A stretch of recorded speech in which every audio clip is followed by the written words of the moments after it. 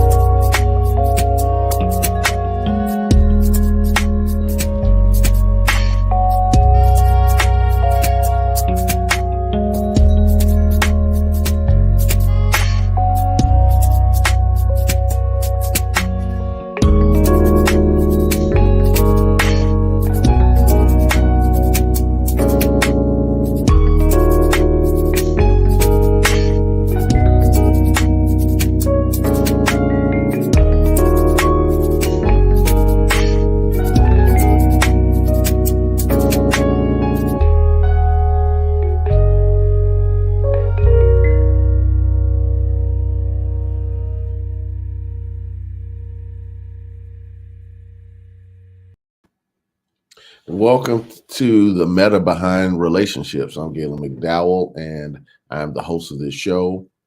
This show focuses on using practical metaphysics for better living in the context of teaching people how to enhance their relationships. When people understand how the mind works, how their consciousness works, how universal laws work that govern everything that we think, feel, believe, and do, then that will help them, in my opinion, learn how to engage with another individual in a more holistic way because they've just discovered their own wholeness first. So today we're going to be talking about victims and victimizers. Which one are you? What role are you playing, if you're playing that role in your relationships, and why? And how we can heal it. How can we transform it? How can we learn about our own ways of being so we can transform that experience and no longer allow ourselves to be in relationships that are not productive and constructive for our souls.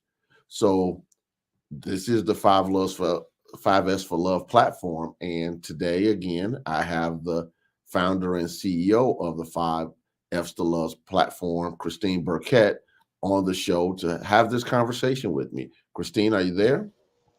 Hey, Gaylon, how are you? Doing well. How about yourself? You know, I tell you all the time, this is the best part of my week, honestly, because I get to have everybody join my on the couch session with you, because I think relationships are so important, and a perspective that you take using metaphysics in order to take a closer look or deep dive in, like, internally with yourself as you enter into a relationship, I think is so important as one of the tools I think a lot of people overlook because they're not aware of it. So I really appreciate you being on the network. I'm always really excited to do Wednesdays with you. And today I'm even more so excited. I've never thought about, the victim and the victimizer. And I've never thought about it in that perspective, but through those lens of previous conversations we had regarding this, I'm really interested in hearing what role I'm playing, if any, or the people around me, whether or not this will be impactful for them and helping them understand better, have a better understanding of themselves and the Mhm. outcomes of the relationships that they're in. So I say, let's get started. So, you know me, that's the first question I want to know, Galen. What is a victim and what is a victimizer? Or a victim, from the perspective of a relationship, is someone who has a victimizer, a person who, and which I'll get to in a moment, a person who is not treating them holistically, productively, lovingly, harmoniously, and in divine order. What I mean by that is this: they're in a position or circumstance where they're either their mental, emotional, physical, social well-being is being compromised. In other words, they lack real freedom and self-expression. Wow. Now, a victimizer is a person that's playing the role of the oppressor. Okay. So the victimizer is the person that is controlling what a person thinks, feels, says, and does through various ways. Sometimes it's through financial means, sometimes it's through how they interact with them mentally and emotionally. And unfortunately, the worst obviously is through physicality. Right. So when you understand those roles, uh, let me just put this right out here, right up front. So this is not triggering for some people who potentially have gone through serious trauma in these type of relationships. I promote 100% of the time that if a person is physically abusing you, for you to leave, regardless of the circumstances. If you have a child, take your children and leave. If Right. you're a man and the woman is physically abusing you, pick up your stuff and leave. Deal with the legal consequences or anything else afterwards. Nothing is worth your personal safety. I just want to put that out there, right? Because you can deal with the metaphysics, the Right. spirituality, or anything else after your safety. I always tell people that if you go to a person that's hungry and you start trying to talk all this spiritual talk, you have to feed their stomachs first, and then Mhm. they're open and receptive to this conversation. This is Right. not a conversation for emergency situations. The emergency is my life is in danger. Let me get out of this situation or circumstance as soon as possible. Possible. And with technology today, it's easier to find resources. It's easier to find shelters, group homes, places that take women and children in particular. If you're a man who has a woman abusing you, which happens way more than people think about Mhm. statistics, men, and those are the statistics we have. We know that it's exceptionally underreported. If you're in a situation as a man where you're being physically abused, cut it off, move on. It's not worth it, because the moment you even 10% react to defend yourself, it will be flipped on you. It is not worth it. And again, I personally have a relative who was murdered by his girlfriend. So I know what that looks like in real time. Okay. So, and any of my cousins out there, if they hear this, I apologize for using that example, but it's real for us. Right. So, so abuse never works. Okay. One way or another, it never works. Get out, get help, contact the resources. And if your family won't help you, and your friends won't help you, find the resources in the government, find the resources in the non-for-profit sector, and get the help you need to get out of any situation you need to be in. Because again, when the situation is in front of you, when the emergency is in front of you, that is not the time to get deep and introspective. That is the time to take emergency action for your safety. Then you can reflect Right. on, how did I end up here? But Mhm. get to your safety first. All right. Now that we got that out of the way, now let's get back to the victim and victimizers. So again, a victim is a person who is allowing themselves, for whatever reason, to put themselves in the position of being oppressed. Now, a victim could also be a person who, obviously, in a larger context, is a victim of some level of crime and things of that nature. So let me be Okay. clear. I'm not talking about it in that context. I'm talking about it in the context of relationships. I'm not talking about people getting kidnapped. Right. Let me be clear. So in this context, what I mean by that is this: when there are times when certain people are so passive in their will and their decision making that they allow someone else to have control over their lives. There are people out in the world that are more than happy to control you, Mm-hmm. to oppress you, to direct you in many ways. All right. And when you feel as though that you are restricted in your ability to be free, to say what you want to say, do what you want to do, go where you want to go, then I'm saying you might be playing the role of a victim. If you're a person that is dictating what a person says, what a person does, and where they can go and can't go, you might be playing the role of a victimizer. Hopefully that. Okay, so I think what you're saying is a greater picture behind it, or a bigger conversation. And I say that because being a product of that environment has a great impact. And Mm-hmm. so a couple of things, seeing my mother being victimized on a consistent basis, and then we as children being victimized, either you become an aggressor, which is the victimizer as Mm-hmm. an adult, or you become a victim as an adult. And so for me, the role that I had taken on was quiet, which would be perceived as the victim. And Mm-hmm. so now I'm at a happy medium, but it took a lot of counseling and therapy to get me to transition from that. So I Mm-hmm. want people to understand what you're saying to them, whether you're a part of that or you are a person that's subjected to it because you're a child who grew up in it. And my mother did a great job. She divorced my biological father, left us because she had to save herself. And at the time, as a child, we didn't understand because we're thinking you Mm-hmm. left us with this person who's hurting us, but she couldn't help us because she was the homemaker. She didn't have a job. He was the breadwinner. And so she had to walk away. She got herself together, came back and got us. And my mom remarrying and my stepfather raised me. So, but the thing is, when my mom got remarried, I was separated from my siblings. So I grew up as an only child, knowing that I had siblings at one point, but Mm-hmm. it didn't. So because he made a decision, he thought I was the weak out of the three, and I was the middle child. He kept the other two and left me with my mother. But in actuality, I turned out to be the stronger. I was just quiet and I was more of an analyzer. So what I'm saying, people, you need to pay attention to that because when you grow up in it, sometimes it can have a greater impact on you than you understand. And so you grow up in that victim mentality and you never shift. Yeah. So I'm saying that because now we're transitioning to, can you be a victim and a victimizer? Well, Because growing up absolutely. the way I did, you could be both. You could be a victim one minute and a victimizer the next minute. But just know that I'm not. I'm just kind of, as Roz said last night, she calls me Zen. But by the way, Gaylon, I credit my Zenness to you.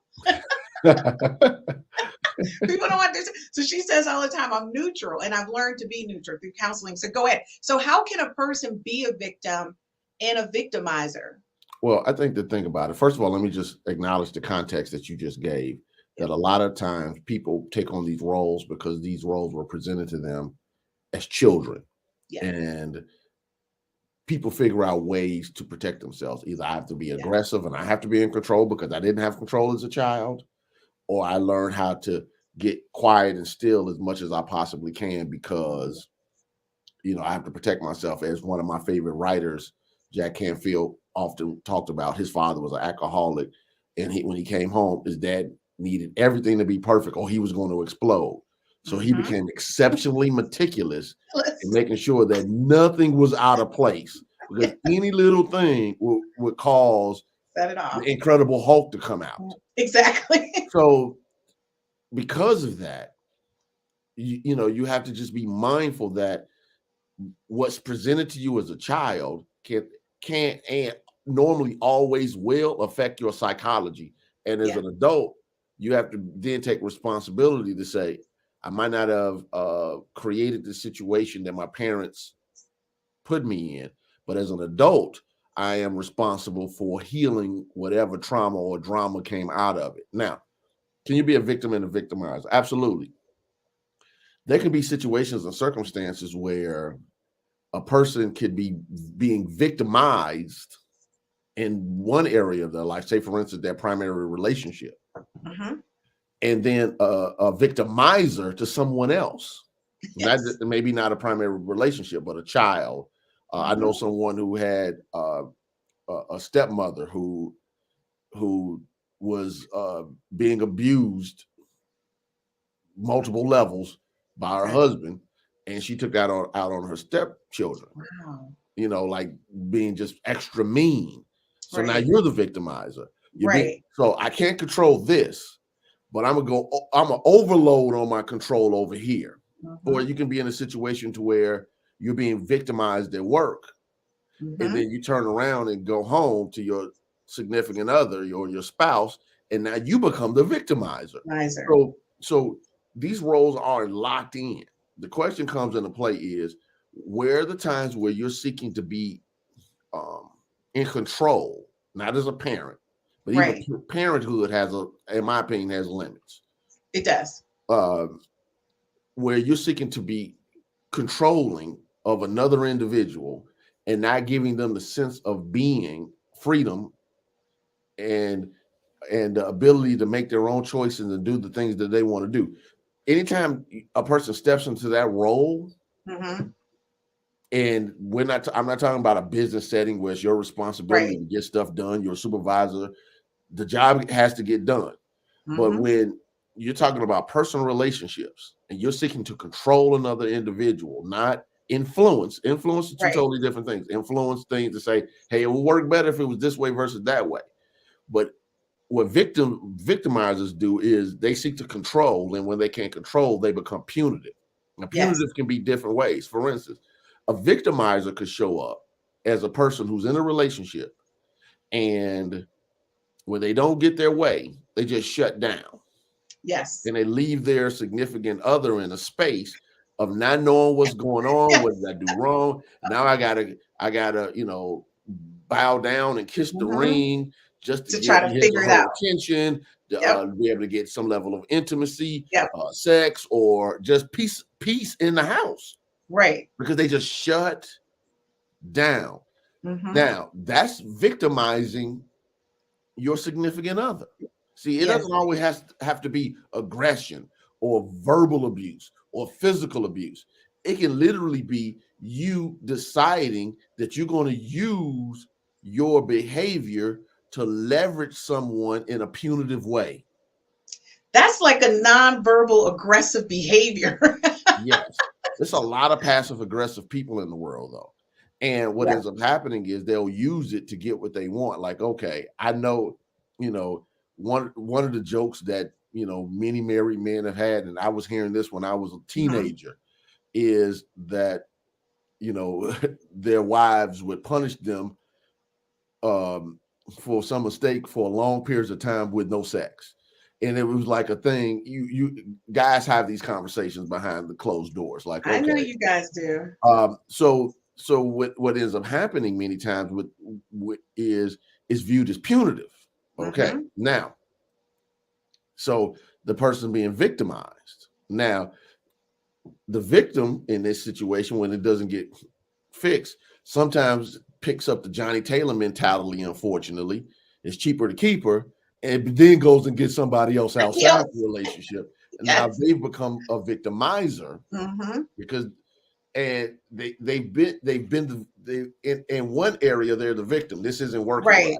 And instead of being in integrity and saying either we got to fix this or this can't work, they do something outside of the relationship, outside the integrity of the relationship. So it And becomes not a try to cycle manage the of issue. ridiculous, chaotic nonsense. With a victimizer also could be in a space to where they use money to determine what a person can and can't do. Especially, this is one of the things when people start talking about uh, how we how the divorce rate is higher. I think part of the Mhm. reasons why is because women ended up going into the workforce and having more opportunities for money. So men couldn't just control women's ability A to lot have what they more. want, go Right. where they want, do what they want, Mhm. because they were making their own money. Right. Those things make a difference. But I think we need to take a quick commercial break real fast. Yep, guys, we'll be right back after this commercial break. This is just a reminder, this is a pre-recorded podcast. And, of course, Gaylon would love to hear from you other than all the questions I leave for him because I love when he answers them. We'll be right back after these commercial breaks. And during this commercial break, you're going to see Gaylon in another commercial, but it's for his other show that also airs on Wednesday. It's called Truth Transform. Is it Truth Transformation or Truth Transform? Truth Transforms with Reverend Gaylon McDowell. All right. So listen, guys, if you're going to watch that commercial, be sure to tune in because that is on another network. But regardless of what network he's on, Gaylon's going to give you the truth. So be sure to catch him. All right. See you in a minute.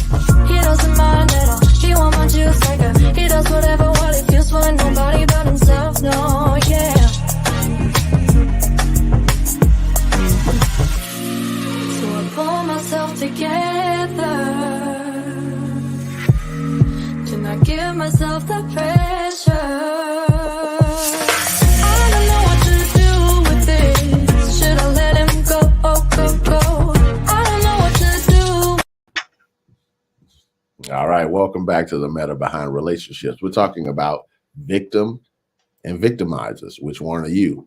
And this is a powerful conversation because, again, no role is necessarily the complete person. We can, there can be people who are exceptionally loving in one aspect of their lives and exceptionally violent in another one. So the same way, a person can be a victim in one area of their life and be a complete victimizer in another. But in the context of your relationship, if the relationship is inharmonious, normally there's some roles that are being played, and you might want to be clear that you're not playing the role of the victim or the victimizer in it. I love that. The analogy that you like, and it's probably because I watched the Hulk when I was growing up. I like how you said the Hulk because that's what that transformation looks like. At one point, you're this person, and then it can switch very quickly. Although right now, and Hulk is a nice, intelligent scientist in our version today, back in the day, he made the transition to being someone who was really angry, right? Whether that was misunderstood or not. So that was just interesting for us. But from your perspective right now, one of the things I want to talk about is how do you show up? So how do you show up and that creates or attracts these roles? Because when we attract these type of people, I think we're not understanding that we are attracting those type of people.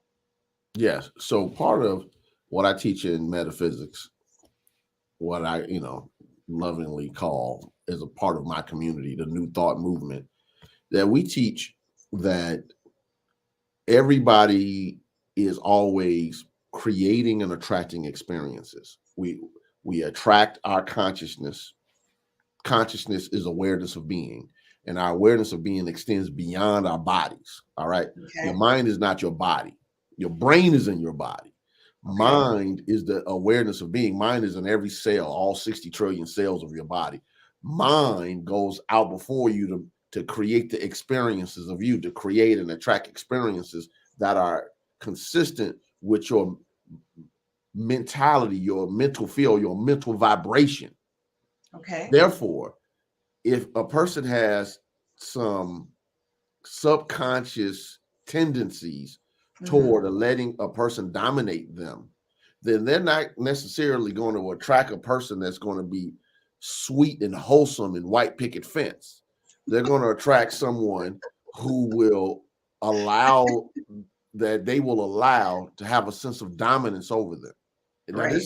this is really important, because this also means that people who are dominant in a negative way, mentally persuasive in a coercive way, always know how to find the victim in the room.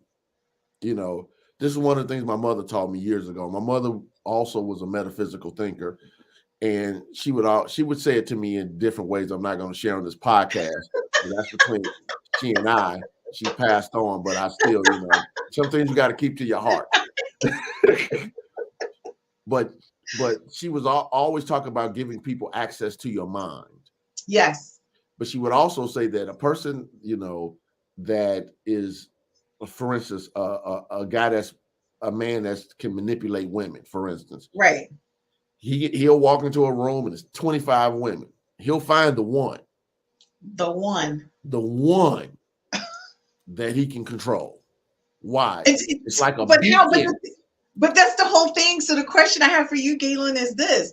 Women, I don't think women know that they're, I call it illuminating this whole aura around them. And that's the reason why certain guys are approaching you and certain guys are not approaching you. Yeah. Can you explain that? They're not a vibrational match. See, that's the thing. They're not a vibrational match. And I get that we just think that it's just about physicality, because a person could be drop dead gorgeous as a female, or, sexiest man alive guy. And if their mentality is victim, they're going to attract someone that will show up differently for them. Okay. So for instance, we can look at celebrities. You say, okay, these celebrities look great together. Did you find out that one was dominating the other? Somebody writes a memoir, or they tell TMZ, or it shows up in the court cases many years later. He was like, I would have never expected that of that couple, because it's not just the outward looks. Right. We are a mental field that's always attracting and creating experiences in our lives. Right. And who I am as a vibrational being, because thought is mental impulse or vibration. So we're always thinking. That means we're always creating mental vibration. And those mental vibrations create a state of consciousness around certain subjects. That's why you can have some people that no matter where they go, it's like Midas. They have the touch of gold. Yes. They can show up. They see money where nobody else sees money. They create opportunities where nobody else sees opportunities. They have the touch. That's not luck, for whatever reason, and there can be several that I can explain if that's what you want me to do. If you want me to go that deep into it, I will. Let's keep them at the surface today. Exactly. I'm not trying to go into the expanse. Yes. Trying to keep this as practical as possible. But they've developed the awareness to where they see opportunity where other people see lack, or they're neutral in what they see. Okay. Well, it's the same thing with relationships. There's some women that are always getting proposals for marriage. Yes. All the time. I have a friend of mine, I know, I talk to her and she's turning guys down for proposals all the time. Okay. They see her, they can't be, because she emits a confidence and a attractiveness and a sexiness. And that's separate and apart from physicality. And I'm not saying that Right. she's not an attractive woman. I'm saying that you can be an attractive woman and Still whoever's not. subjective standards are, not objective, Right. subjective, and not have that aspect. Right. So at the same time, you can also admit, oh, I can control this person. Mm-hmm. And a person will find it. Now, here's the thing. That same victim mentality, male or female, can walk into a room and every possible good candidate to date can be in that room. And that one Pookie. I knew you was going to say that. Walks over. And that's the only thing that catches your eye. Why? Because at some level, it's a vibrational match. Exactly. People love to say why are you attracting that Pookie? What opposites don't attract, consciousness completes. Exactly. Opposites don't attract, consciousness completes. You have to have if you're a victim, you have to have a victimizer. Yes. It completes the cycle.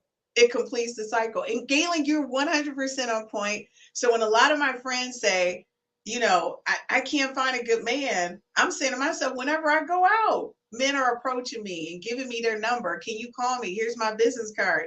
And I'm just sitting there like, okay. So when they say that to me, it just kind of shocks me because I don't have the same issues. Yeah, we have some of those ladies. They're waiting for a guy to drop a man through their roof and into their living room on that couch. They don't go nowhere. They don't do anything. They don't emit openness or availability energetically. You know. Wow. So, and that's okay. But look, life can be complicated because sometimes people don't know how to turn it on and turn it off. And let me give you an example. And I normally don't give personal examples, but this is an example. Because I grew up, you know, around charismatic men. My father's an exceptionally charismatic man. I'll just put it that way. My uncles are exceptionally charismatic. Everybody, whoever knows his family, you know what he means exceptional. Exceptionally charismatic men. You know, some would view them as, you know, anyway, players. I guess that would be the proper term. Yes. So I was always raised around, you know, you compliment women, you say this, you say that, and whatever. And when I got married very young. Mm-hmm. And one of the things I had to learn to do was turn that off. Yes. Because you know, walking in my mother, amongst many things, was a beautician, my grandmother as well, amongst the many roles that they had, jobs and careers. Right. So I always paid attention to ladies' hair, the hair, the makeup, the outfit, the whatever. And I could not mean any harm or not trying to hit on them. Oh, I see you. Oh, that really looks nice. It really works well with your face. And next thing you know, the attraction factor is kicked in. It was totally unintentional. But so you have to learn how to navigate that. So that's what I'm saying. Life can be complicated. I'm not saying that it's always easy to know when you're emitting, because that's probably the best word, emitting attraction vibes, and when you're not. And some people, because they're not used to compliments, that's also that are genuine. Compliments that are genuine, not from a space of manipulation and things of that nature. So when they bump into a person, and in my context, a guy that's genuinely nice, genuinely sweet, giving you a compliments, but then not trying to get anything out of these compliments, that just made it more attractive. And then it's misunderstood now what the intent of that compliment was. But you know what, you covered briefly prior to this, not allowing people access to your mind. And I really want to dive into that because I know we went in opposite direction. But can you explain that to people so they understand, you know, what that means and how to prevent that? Okay, so the first thing is this, simple. When you know a person, if you suspect that a person is not for your highest good, let me just put it that way. Your intuition is, or as with Spider-Man, my spider sense is tingling. If you suspect that, you need to metaphorically close your ear to that person. Okay, because here's what a good salesperson does. Okay, and sales is not just trying to sell you a car or some product at a store or clothes. A salesperson is to try to get you to buy when you don't want to buy, and that also includes buying into a level of relationship, intimacy, or sex with somebody that you initially was going to say no to. Right. So if you know that that's where the conversation is, you don't give them attention, you don't give them time, and you don't give them your ear. Because just like a good salesperson, if you give them your attention too long, they can convince you that it's your decision when it's really not. Wow. So Gaylon, say that again. a good salesperson can convince you that the purchase is your idea and not theirs. So when you give a person your ear, you give them the ability and the possibility to manipulate your mind. Wow. So for instance, there's certain conversations I'm just not even engaging with people. Like, this is not even a conversation. Well, how come we can't? No. Move on. Right. Because you're not about to give me the sales job. Because again, people think it's just sales when somebody's trying to sell them an item on the phone, online, or in person, or the clothes or car. People are, the quote unquote used car salesman. Ironically, my father was a car salesman, and a car sales floor manager. He was the guy that after the car salesman got people prepped, he was the closer. They went and got the manager who closed like 95% of the time. That was my father. So I know the psychology of this. Okay. That a salesperson can be so good that they can sell you a lemon. And in this context of a relationship lemon, and have you thinking it's something else until way down the line. By that time, you're trapped in their world. And you don't even know it. You're so intertwined. It's like being in a spider web. You don't even know. So the more you struggle to get out of it, they have a move to counter all of your moves. Because the only move that needs to happen when you're in a bad relationship is to leave. Any other, I'm talking about in this manipulative type thing. I ain't talking about, marriage, whatever, et cetera, and commitment or whatever. But that only goes so far too. When things get to the point to where it's not right. Don't and people try to, I need to understand it, et cetera, et cetera. Let it go. It's an example, and I apologize to my cousins for telling this story, but it came to my mind, so hopefully it'll help somebody.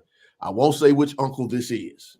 So one of my uncles, I'll just say this, when I was a kid, had his girlfriend at the house, and the other girlfriend showed up.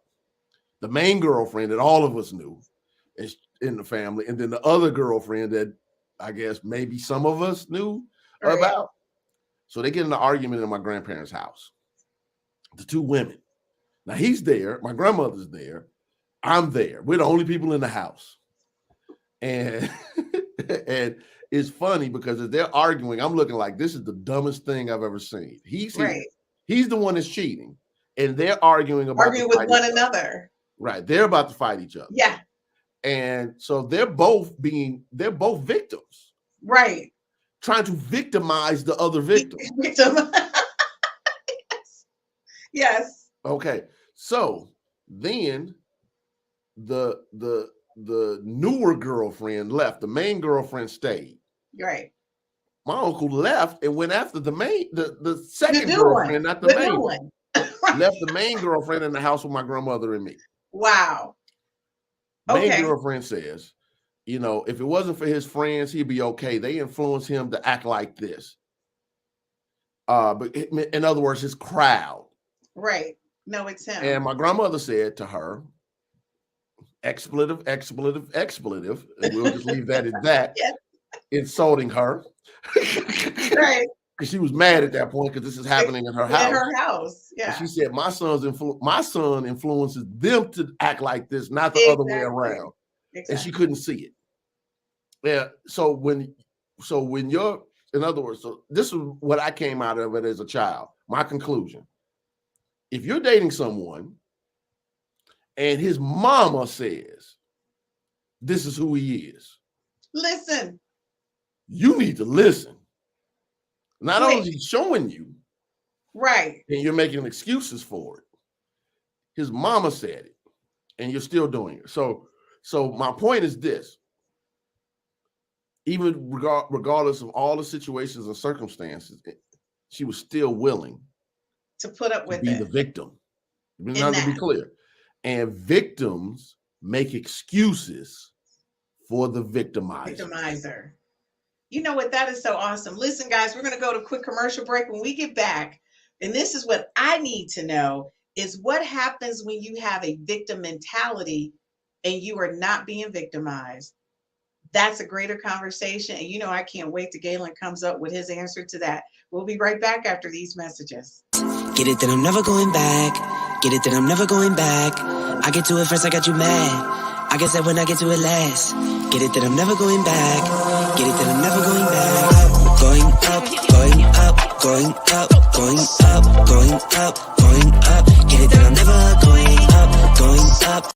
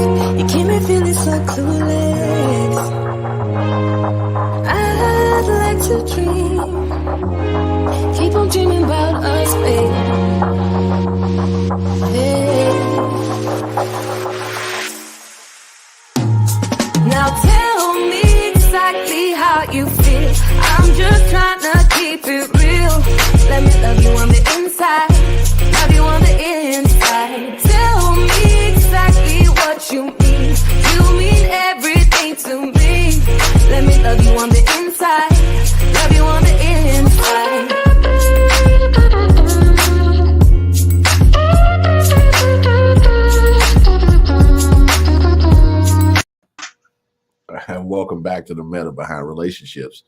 So before we go to the next question, I just also want to remind you, since this show is pre-recorded, if you do have questions for me, I want to make sure that I answer them. So send them either to Christine, put them in the comments on the various ways in which you watch this show, and we'll make sure we get those questions and we'll knock them out for you.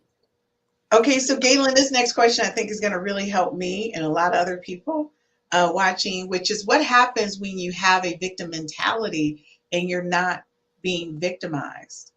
Well, I think the first thing that happens is you will project onto your partner your own internal problems, your own soul problems.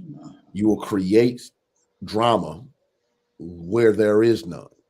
you will generate it to make sure it happens, and then you will sabotage the relationship because of your own unhealed, unresolved issues. Why? Because it has to come up eventually. All Right. right. So, for instance, you can be in a relationship and all things point to greatness, and then Right. that victim mentality comes into play, and it goes back to taking responsibility for your life. What do I mean Okay. by that?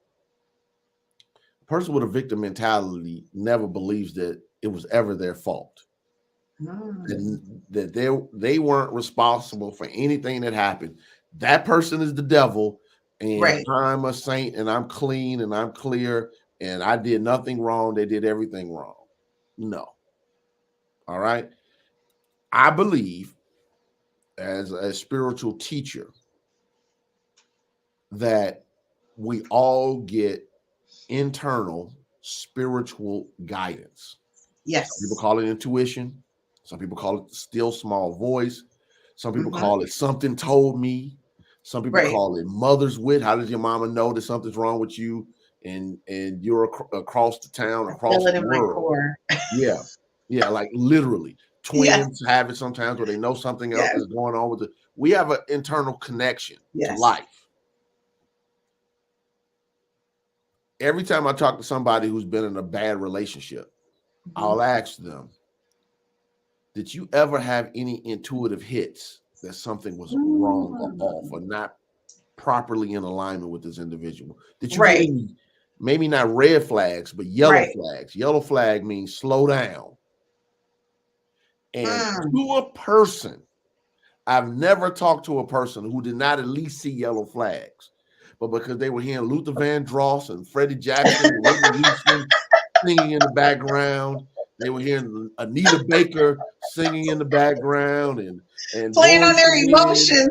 and Jodeci in the background, Mary J. Blige. They just drove right over those yellow Right flags, over it. drove right over those red flags, and they got into situations and Oh my circumstances with God. a person that was not good for them. They don't mean that the person is a bad person, but not It good for doesn't. them. Right. Okay. So That's a good point. right, See, I think people, what you just said doesn't mean they're not a good person, just means they're not a good person for you. right, That's a big difference. right. So that victim mentality never wants to own the responsibility for their part in the situation and circumstance. Right. Okay. Because here's the thing, I believe that God has given everybody intuition to help them get from point A to point B. Right. Now, if I'm not paying attention to my own intuitive hits, if I'm not paying attention to something in my stomach and my wisdom and my gut is saying something's not right, don't go there. Don't engage with that person. Don't talk to that person. Don't go on that Right. date. Don't whatever. And we rationalize ourselves out of our intuition. Yes. And then we want to play the victim when things go wrong. That's a victim mentality. It is. And Gaylon, I'm going to say this, and I'm not going to say who the person is because I know they watched your podcast specifically, but a really, really good friend of mine in a relationship, her boyfriend, significant other, longtime partner, whatever you want to call him, convinced her to get into a threesome. She just, in her gut, she knew like this is not what I wanted to do, but her thing was he sold her, he did the car salesman thing. Like he flipped it back on her, the kind of thing. So when she called me, that self-doubt had set in and she knew she did, but she was waiting for me to tell her, well, don't do it. And what I said to her was, I'm not in your relationship. I can only say to you that I'm not open to anything like that. And I think when you allow someone else into that private space with you and that person, then you're opening something up that I don't think you can handle. That's what I said. I don't ever tell people yes or no, this is a good idea. I just simply say, this is what I would have gained from that question or that anticipation. So anyway, she went ahead and did it, but then it flipped to now she's like, you victim. I said, no, it's like you chose to be the victim because you knew in your gut, this is not what you wanted to do, but you did it anyways. And now you're angry about it. And you feel like in some way your relation has been, I'm going to use a better term, polluted. So I Yeah. think like explaining people, there's a difference between, because she was like, well, I was just trying to be submissive. There's a difference between being submissive and vulnerable to your partner versus being victimized or playing a victim and then turning it. You know what I'm saying? Allowing yourself to be the victim. And if you can kind of give some more clarity on that, people think Yeah, being so I'm submissive is looking up that. something on my phone now because I don't Okay. want to have to get up and look for my Bible, because that word submissive is Yes. so misused that And so what he was saying is you're supposed to be submissive, and that's the reason why I used that word. He said to her, you know, you should be submissive to me, and you're not being submissive. And I said, what's happening? So I don't know if that's being, what he's asking you has nothing to do with being submissive, is what I said. Nothing to yeah, do with it. yeah. It was the So total so opposite. let me just find the scripture really fast so I can Okay. Because I think uh sometimes women, you know, while you're looking it up, I think no, sometimes I women, found it really fast, but go ahead. okay. I think sometimes women confuse that and they make decisions based on, I don't want to lose him and I want to show him that I'm vulnerable and submissive to him. But then they take that and they turn it into a victim situation. And men too, men, I'm not going to say it's just women, it's men doing the same thing when it comes to intimacy and relationships. So go Right. ahead. So this is not my religious podcast. It's more metaphysics and whatever. But you use the word that shows up. Yes. Kevin Sam used it a lot of these quote unquote Yes. relationship experts use it. So first of all, let's deal with the context uh, of ancient Israel when these texts were written. Women were property. Okay, let's start there. Yes. Women had no rights; they were property. You literally had to go to the father. You purchased your wife, all right, from her father. This is where we get to this day, you know, in weddings. Who gives this woman away to be Yes. married? When I officiate weddings, I tell couples I'm never going to say that. I have a daughter. I do not believe Yes. in that. I say, who presents this woman to be married? You can't Right. give another human being to another human being. So that by itself. So I you know, so anyway, that's just my opinion. I like that. Secondly, so when you understand that women were property in biblical days, then you understand they did not own property, did not have you know, rights. It wasn't a democracy. Let's just be clear about it. And you're Right. seeing some of that still happens out in some of the countries in the Middle East, where these women, you know, they can't dress the way they want to wear, they can't go the way Right. they want to go, they can't get educated, get whatever. That's very similar to those ancient days. But let's deal with this submission, because this is the part that people leave out. This is from the New Revised Standard Version. So they use the word subject versus submissive. It says, wives, be subject to your husbands as to the Lord, for the husband is the head of the wife, as the Christ is the head of the church, his body, and himself and his Savior. Just let me see. I'm trying to go down here where it says it's a lot of scripture. I don't know if I want to read all of this now. Okay, go ahead. But the point of it is this. It's talking about, you know, the man is the head, but the Christ is the head of the husband. Now here's the question. When men use that type of language, because it would require me to read about 11 verses of this, and I don't want to spend that time doing that in this show. Okay. I do that on the other show. Later today, watch his other podcast. True Transform. I'm teaching Wayne Dyer, by the way, the power of intention on the other one. The issue is this: is Christ really the head of the husband? And what I mean by that is this: that's a good question. If a man is supposed to be, in their context, which I do not teach, but in their context, if the wife is supposed to be submissive to the husband, then the husband is supposed to be submissive to Christ. Now, is God going to guide you to do something that's going to emotionally or physically harm your spouse, your wife? Is God going to guide you to do something that's going to put your finances, your well-being, your wife, your children in a problematic experience or situation? Right. If she is quote unquote supposed to be listening to you and submissive to you, are you submissive to God and listening to God and not just trying to direct her to do things the way you want it to be done just because you're the man? See, people love to use scriptures out of context. So even if you're going to use that scripture, which is in Ephesians 5. If you're going to use that scripture, then use it in the context of that the husband is supposed to be submissive to the guidance of Christ, the integrity and ethics of Christ, the love, the forgiveness, the non-resistance of Christ.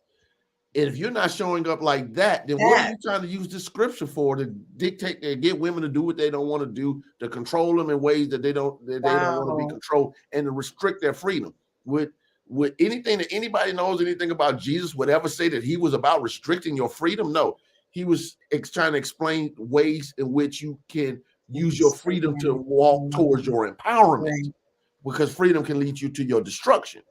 So that's the difference. And it just amazes me how people warp these type of scriptures to their benefit. And because we're a biblically uneducated community.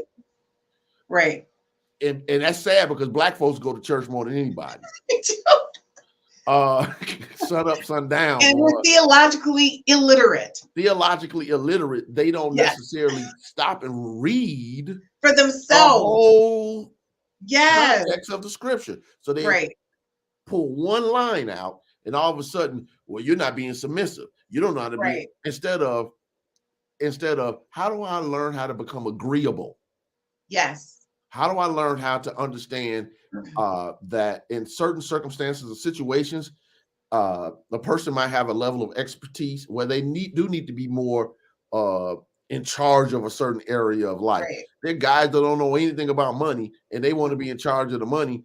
And I'm like, well, like you're married but your wife is a better person to handle finances. Like you're married to an accountant, and you try to dictate to her how the money goes. But here, money's also an emotional dynamic. I don't want to drill down into this greatly, but I think this is an important context.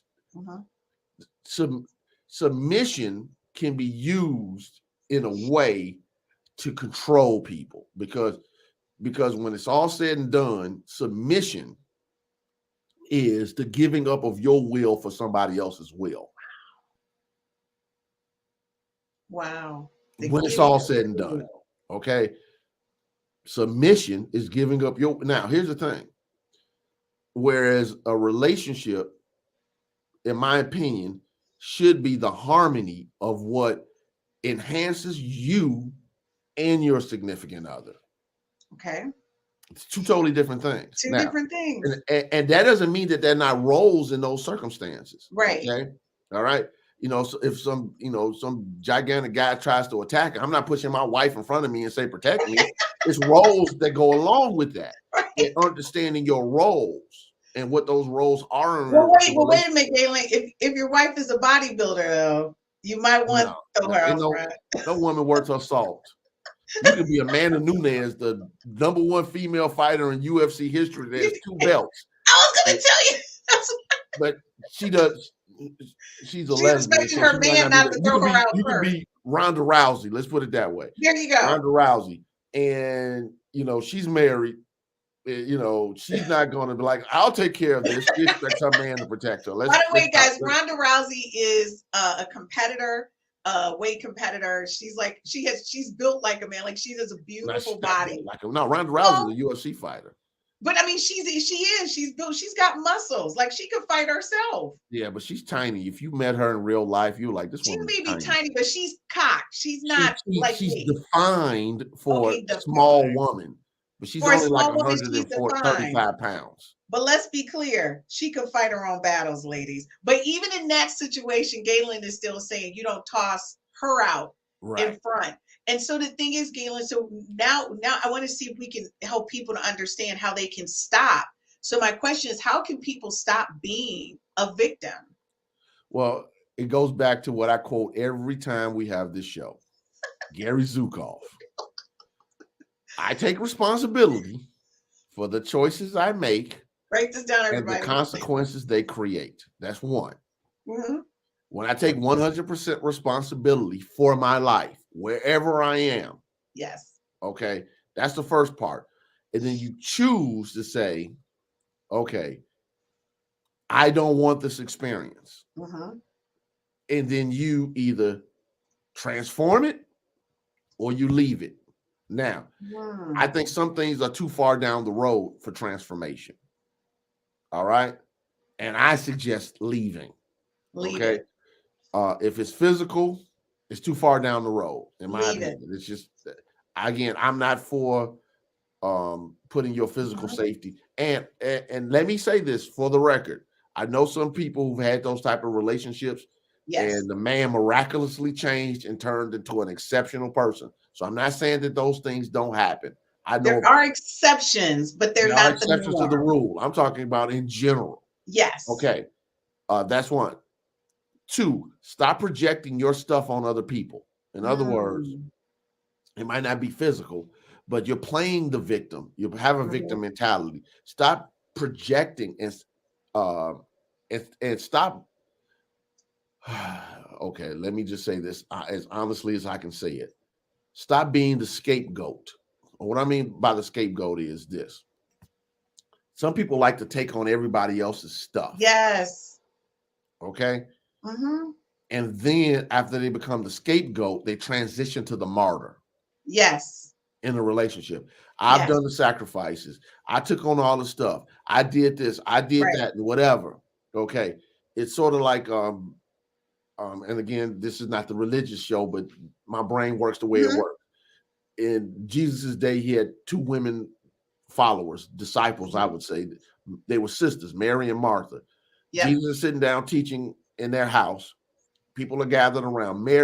Martha sits, I believe it's Martha sits at her feet. Mary sits at her feet. Martha is cleaning. She tries to come get her sister and say, hey, you need to get up here and help me keep this house together. And Jesus is like, whoa, don't get upset with her because she accepted the good part. In other words, you chose to be the helping hand when I'm in the house and you should be sitting at my feet listening. Exactly. In the same way, people subconsciously start to do things. They take on the pain of the relationship. They take on the stress. They take on the drama. They overextend. They are 90% effort, and the other person's giving 10% effort. 10%. And then they want to become the scapegoat and the martyr when things go wrong. And then they want to explode. Yes. And make the person a villain and evil when they haven't communicated clearly, when they haven't even determined what their bottom lines are, let alone communicated them. Right. But now they are being victimized. They're projecting victimizer on another person, and they have all the reasons and excuses to be a martyr in the situation. So what I would ask a person is this: what is your payoff? What is your payoff? I don't think they know. Exactly. See, that's the drill. So if you go from relationship to relationship to relationship to relationship, where you're the victim, where you're the martyr, where you're the scapegoat, then what's the payoff for you emotionally? Because some people like the energy of that's what I was chaos. gonna say. Because I have a really close friend, and let's stop talking about these friends. They're gonna stop listening to my show. They listen. They always say, that was about me, but I didn't mention your name. So the thing is, I say to this person, they allow everybody to walk over them. They never stand up for themselves. And even their child sees that and takes advantage of that. And it just annoys me because they're such an amazing person that I say to myself, stop. Like, I want to go shake that person up and say, stop. Why do you keep letting this happen? Stop letting people dictate how you live, breathe, eat, feel about or see yourself. You maintain that. You don't let anyone abuse you, especially your child. I've seen that too many times. Victimhood, and I know this is about coupling. Right. I've seen so much victimhood, victimization, and victim situations in parent-child relationships. That could be a show for 20 weeks. Okay, well, I'm going to tell you right now, we need to do a series on that because after we finish with this series, I would like to start that at some point whenever you're comfortable. Is really because this show's about relationships. And if you have a bad relationship with your child, that could be carrying over into your personal relationship. Yeah. And I also think we need to stop lying to people. People love to say things like you just told your friend this great affirmative statement. You're such a wonderful person. Why are you allowing this to happen? They don't hear I'm a wonderful person. They didn't. Okay. They didn't hear that. Okay. So you trying to pump up their ego is not necessarily the way you help them. Oh my God. Okay. So, and I've seen this where, Right. what I tell people in these situations when they come to me as a minister, I often say, did the Frankenstein monster create himself? Oh, no. Who created I love Frankenstein? that analogy. The Frankenstein monster. That analogy is awesome. Dr. Frankenstein created the Frankenstein monster that killed him. It killed him. Okay, so these children, these misbehaved children, don't come out of nowhere.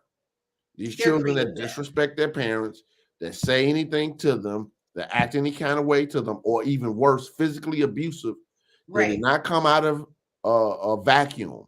They were created and nurtured in a way that allowed them to think that they can have that type of relationship with their parent. Now, their parent might think it's unconscious, but you stop bad behavior as a baby, as a toddler, and all the way up, and you hold expectations of what you want going forward. But because sometimes these parents want to be cool, they want to be their friends, they want to they want to allow the child has to express themselves, or that's cute now when they're 3, and it's not cute when they're 13.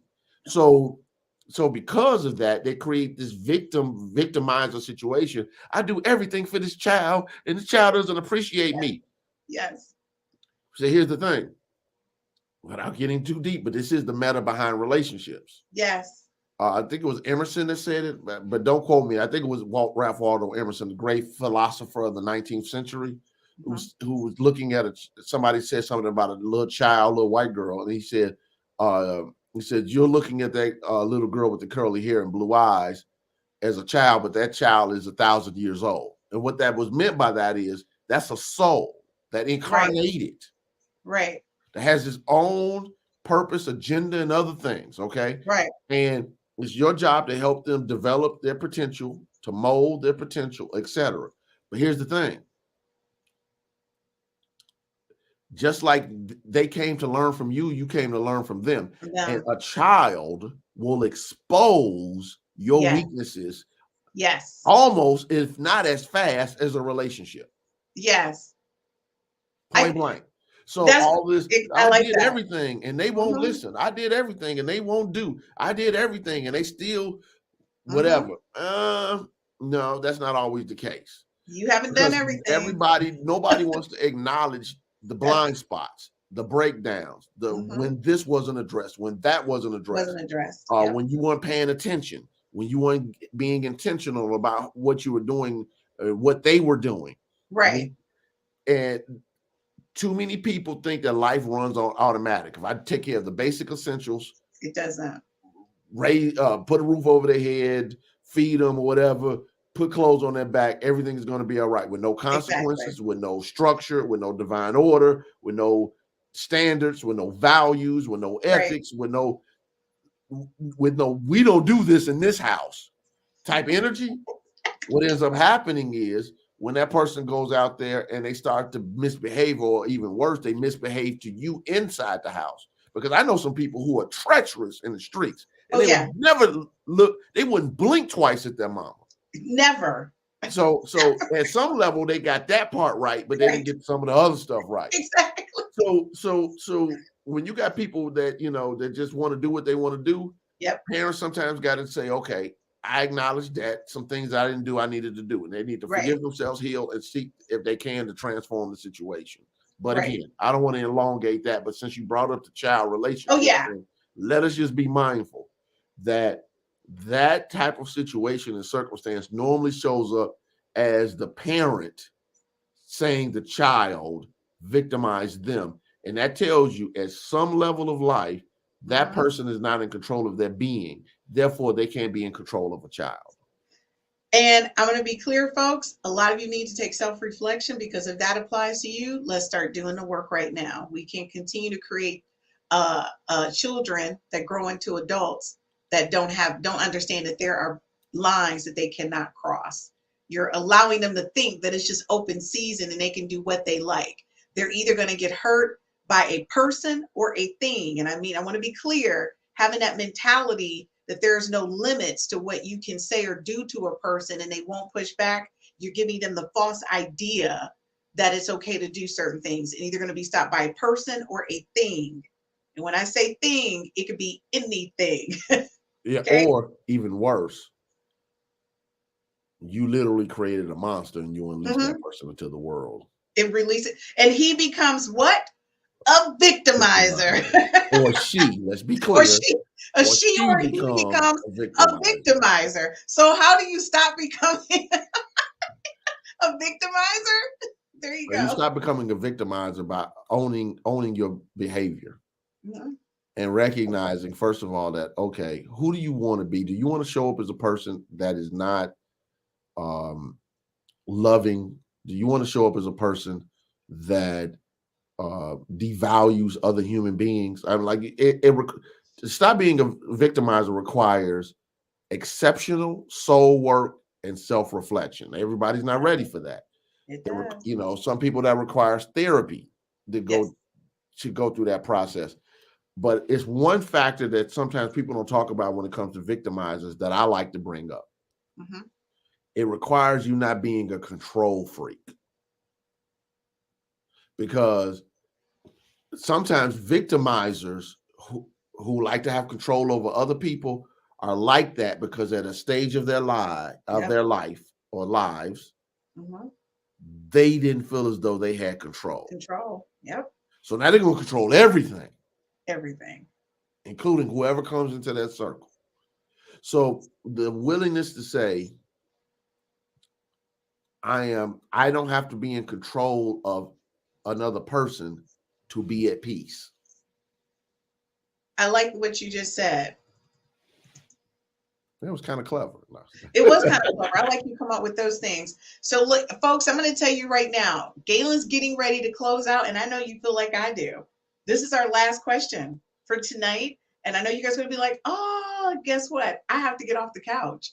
But I want to say to you guys before I leave, and I give them the last question, is that one of the things I'm most grateful for as a person who was on the opposite end as a child and in growing up as an adult, who grew up in a victim situation and was approached by a victimizer within that situation, that was a biological parent.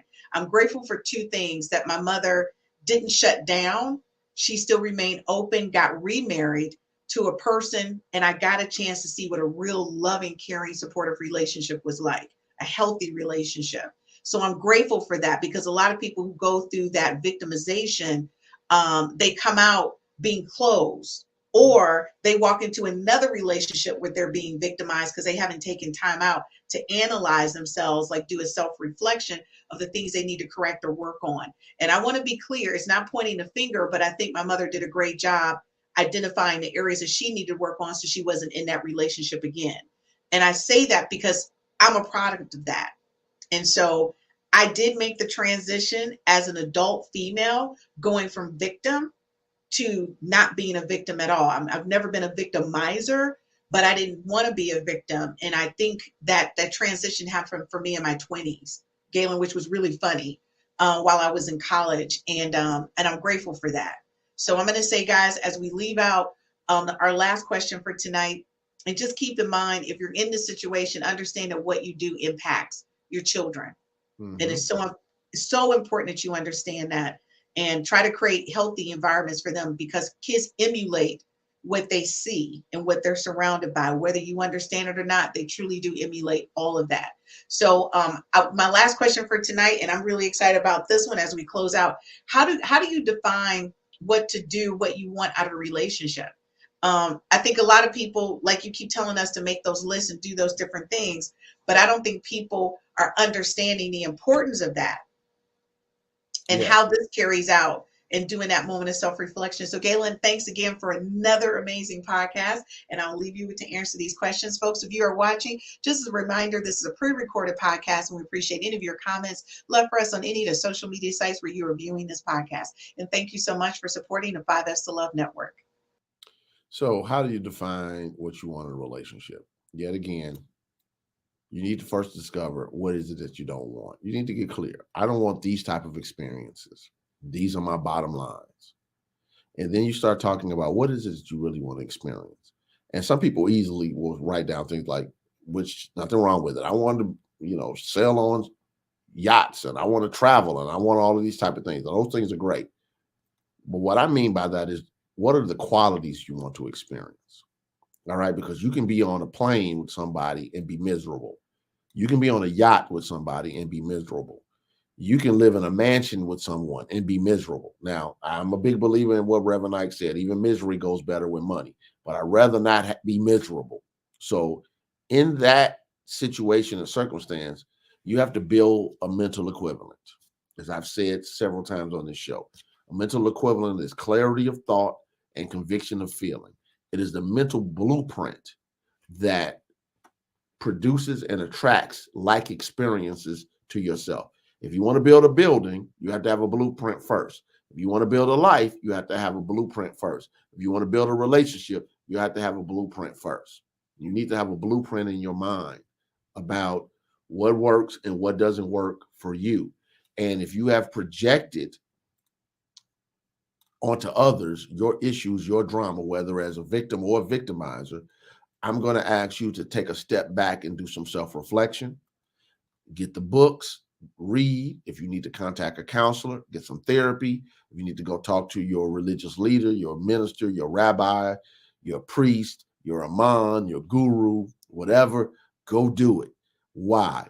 Because the more opportunities you have to self-reflect, to think, and to ponder the deep things of your own soul, the more opportunity you have to heal them. That's the key. So I have another seminar online. I do stuff. So it's called Ask and Receive. I believe I'm almost positive it's called Ask and Receive. And it's on YouTube. Gaylon McDowell, Ask and Receive. It should come up. And what I do is I go through the process of how do you ask mentally and spiritually. It'll help you get some definition to how to work this process instead of me trying to teach an hour and a half seminar in these few minutes I have left. So take a look at it and then go through the process and really get clear about what it is that you want and know what you're asking life to produce for you, because you're always your own experience. I mean, no one but me. You mean no one but yourself. God bless you. Take care. We know what you made of. I do better offline. Yeah. I've been calling to a guy. I'm in tune with the signs. I'm just trying to let go. I'm just trying to be me. I'm just trying to do Moon landed with the elevation. Arm strong with the levitation. My third eye needed calibration. That was heat rock when I notated. I've been going crazy. Stone face when I kill beat. Leaving no trace on location. Premeditated. Ayy.